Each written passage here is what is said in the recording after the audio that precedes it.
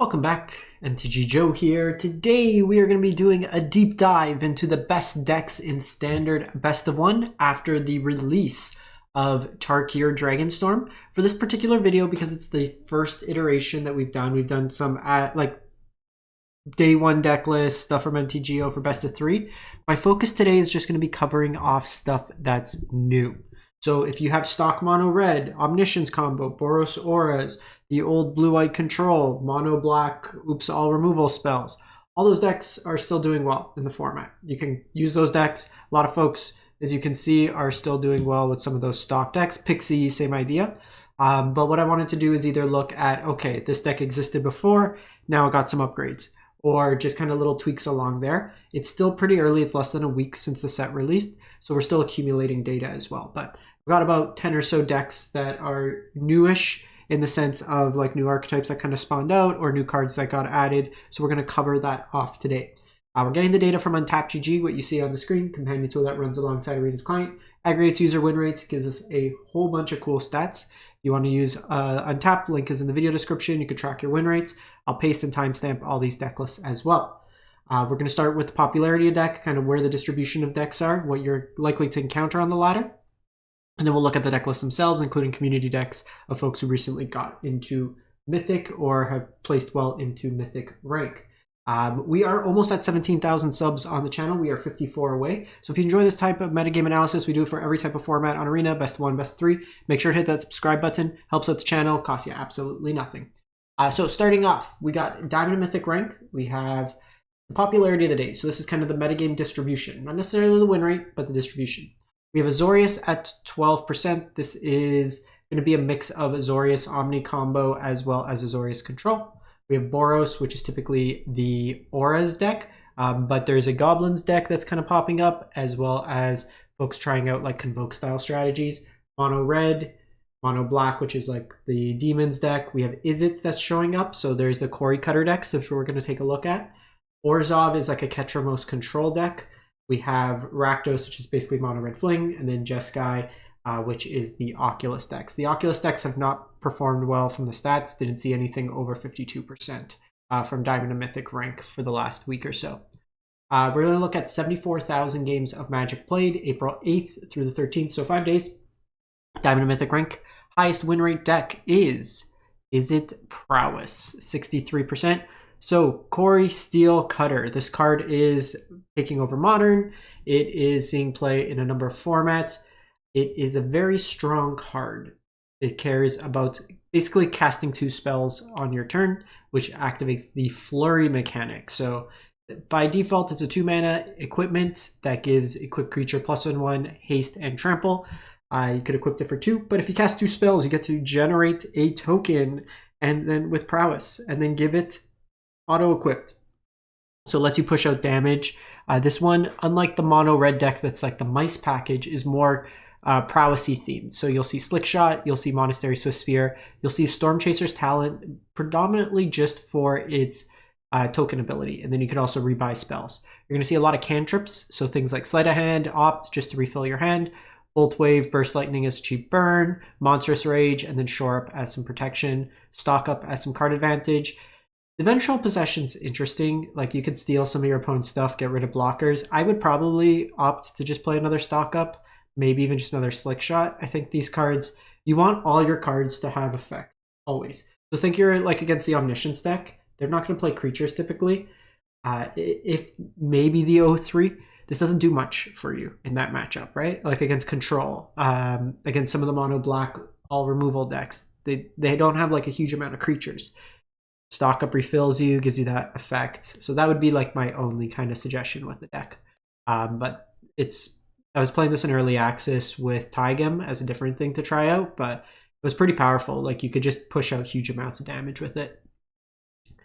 So this is another Izzet deck. It was played in best of 3, but I saw this player playing against Flesh Eating Gnome, and this deck looked really sweet, so I wanted to share it. It's kind of a take on like an Oculus-less Oculus deck. So they went 24 and 11. They were pretty high mythic, like 240. So I'll paste the whole list with the sideboard if you want it. But it is kind of a draw matters deck. So You have the Edict, you have Steam Score Scholar in here, we have Corey Steelcutter, but you have like the Mako for the discard package with like Fear missing out an Inti. You have Tersa Light Shatter, 3 mana, 3/3, draw discard, and then you're able to cast cards from cards like in your graveyard once you have Threshold, 7 or more cards. Glacial Dragon Hunt as a new card, so its base mode is basically draw a card then discard a card, but you can also discard a non-land card if you choose, and then it deals 3 damage. So it could just be 2 mana draw card, or it could be removal spell as well that plays with the discard effects. Winter Night Stories, 3 mana, draw 3, then discard 2 unless you discard a creature card. So this lets you just kind of refill your hand, but kind of an aggressively slanted Izzet deck, which is pretty sweet. And then Mockingbird could copy your stuff, Bounce Off, Spell Pierce, Torch Towers, cheap removal, all mixed in, your Corey Steelcutters as well. So that one's there. So for mono red, stock mono red works pretty well. I just want to show, like, this was the next highest in terms of win rate, but I want to show what some folks are trying out in terms of mono red additions. So a card that's being tested out between the Pioneer versions, the Explorer versions, the standard versions is Tersa Light Shatter. So I picked up a couple copies of these, so this just fits into that Sunspine Link spot. You can play like fewer burn spells, fewer Witch Stalker, stuff of that nature. But the core of this is just providing you some card advantage. So this can let you curate, and then while not explicit card advantage and like sheer just drawing cards, it can give you the ability to cast spells out of your graveyard. And in like the heavy removal matchups, the bounce matchups, if you're flooding, it just kind of curates your hand. So pretty stock red, but gives you that access to the new cards. And this one, 42 and 24 with this list from Marcus Aurelius. Boros Goblins, 61%. So we've had goblins before. We have Ruvenoeld Hordemaster. We have Sleer Slicer Goblin that makes tokens. We had some of the Aether Drift Goblins, but we have Stadium Headliner now. So another 1-drop goblin that mobilizes, makes a token, and then you can sacrifice it for 2 mana, deals damage to any creature equal to the number of creatures you control. So removal and just a body that could create more bodies. We have Frontline Rush, which can either be 2 goblins at instant speed, or just a big power boost to one of your goblins. You have your House Squad, you have your War Leader's Call that pings with all these little goblins and is an anthem for your team, along with Krenko. So a couple new Goblin-esque cards just to supplement the deck that was already there. We go to Azorius Glyph. So this deck here is, we've had these Leyline Axe decks before. Zoetic Glyph, you kind of play like an artifact sub-theme. We have Elspeth Stormslayer on the top end. The Steel Seraph's really a 3 mana spell in this deck, but we have Phyrexian Vindicator. Played a mono white version, no Leyline, but just like mono white aggro. 4 Vindicators, 2 or 3 Elspeths on the top end. We went 4-1 in like reasonably high mythic, like numbered mythic with it. I have a video of that on my channel. I like that deck, it was pretty solid. But just aggressively slanted, go wide. You can go tall as well with just like the Regal Bunnicorn, give flying, lifelink, kind of race your opponent that way there. Against mono red, like this card just says, good luck, enjoy the game, enjoy your loss. Wild one here. So Boros, please opponents, don't play creatures. So this deck here is a combo deck. So you are basically getting up to 5 mana. You cast Breaching Dragonstorm or Quintorius, and then you discover you always hit the scroll shift, which will blink like your Breaching Dragonstorm, or your Quintorius, or your Trumpeting Carnosaur, or your Tali, and you just kind of keep cascading down, free cast, Quintorius drains out your opponent, and you win the game that way there. Which is kind of a wild one. The thing is, you really can't do anything until turn 5. You have things like Crystal Grotto that can help set up your deck. You have Cavern for Encounterable for like dinosaurs. Sunken Citadel, you don't really have a way to like accelerate. Fountain Port can give you some treasure tokens, but still 5 mana. You have this Branch of Vitukazi, I guess, as a creature. It can help you ramp by flipping it face up. You could play Arid Archway maybe as a way to just get ahead on mana. since you're taking a turn off early, but your really only interaction of the turn 5 is the Trumpeting Carnosaur, which it's kind of an all-in deck. If you can survive the onslaught of mono red, you probably just go over the top and win each time. Azorius. So Azorius Control, pretty stock Azorius Control deck, but a card that's being seen play in a lot of these blue control shells is Meringue River Regent. 6 mana, 6/7 flying dragon. It has the Omen ability, so not quite adventure. When you cast the Omen half, normally this goes into exile, you cast the creature later, but with Omen, they get shuffled back into your library. But this allows you to draw 3, then discard a card. The big thing with this is in best of 1, control and midrange sometimes encounter the wrong half problem. You have a handful of Get Lost, Soul Partitions, but or Elspeth Smite, and you're in a control mirror.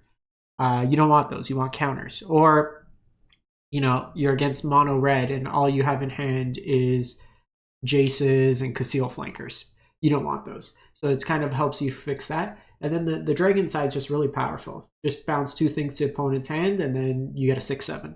Otherwise, you're winning through like Mill, Beza, Hornlock Whale kind of strategy. Moving on, we go to Azorius Artifacts Synthesizer. So this card's really sweet. I've been playing it in the Explorer metagame challenge in mono white tokens. It's United Battlefront. So think of it as Collected Company, but for non-creature spells. Wish it was an instant, but still pretty sweet. But what you're able to do with this card here is basically search for Simulacrum Synthesizer, Repurposing Bay, you have Removal and Perilous Snare, or like Spring-Loaded Saw Blades, Clayfire Bricks helps you ramp, Temporary Lockdown, it's just basically tutor removal and like a threat, Simulation Aegis as another removal effect, you have Gear Hulk on the top end, you have Solemn to help you ramp, and the Nexus will be coming as card advantage. But it's pretty much a Simulacrum deck. That just gives you more ways to find the Simulacrum itself once you get into play. Fumari Vault's a cool card in these shells, just helping you dig for artifacts later in the game. Moving on, we go to Orzhov. So this is Orzhov Ketramose. So Ketramose cares about things being exiled on your turn. The one card that could probably see play in this is kind of existed before the rotation.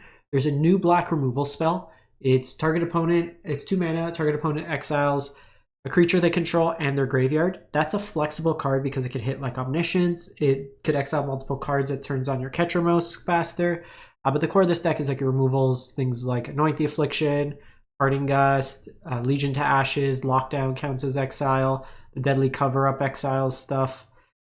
You have Cease Desist, good against like the domain decks, but also against like Omni, stuff from the graveyard, draws you cards.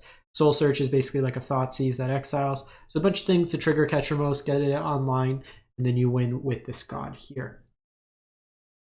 So a couple user decks. This is Play Intelligence. They went 39 and 14 to 674 Mythic. This is an update on the Doomsday deck.